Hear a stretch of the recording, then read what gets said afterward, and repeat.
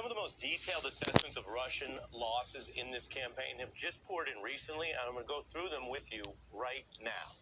Here's a headline from the New York Times. Russia facing, quote, staggering fatalities, which is driving morale down. Indeed, there's a U.S. intelligence estimate that over 7,000 Russian troops have already been killed in these few weeks. If that sounds high to you, that's because it is record-breaking high. It's greater than the number of American troops killed over 20 years. Let me repeat that.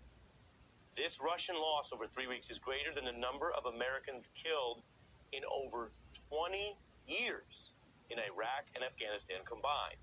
Those are punishing losses even for a great power which has a large army. The Times citing intelligence that this is driving low Russian morale, which makes sense. Some of our guests just mentioned that. Soldiers are taking actions that can't really be hidden. Some have parked their vehicles and left them in the woods rather than fighting on for Russia. It is a contrast to a theme we've seen really across centuries, regardless of the technology or the countries involved, when the people fighting for their lives for the existential defense of their country against foreign occupiers seem to have stronger, more resilient attitudes, with civilians often leading this Ukrainian effort. Myself, I'm not a soldier, right? I don't know how to shoot people. I don't know how to act in this kind of situations. But if it will come here, then I have no option.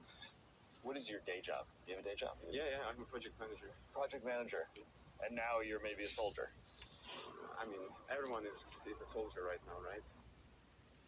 Everyone's a soldier right now, and the proof is in the results. Many of the people who stayed back are fighting. The Wall Street Journal reported on that dramatic and decisive defense of a key town near Odessa. The mayor worked with civilian construction crews.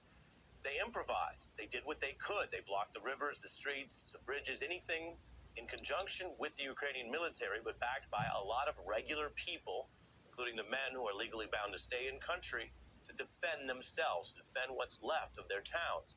Volunteers also use messaging apps to send the Russian tank coordinates over to the Ukrainian military. Again, a concrete example of this military-civilian hybrid defense.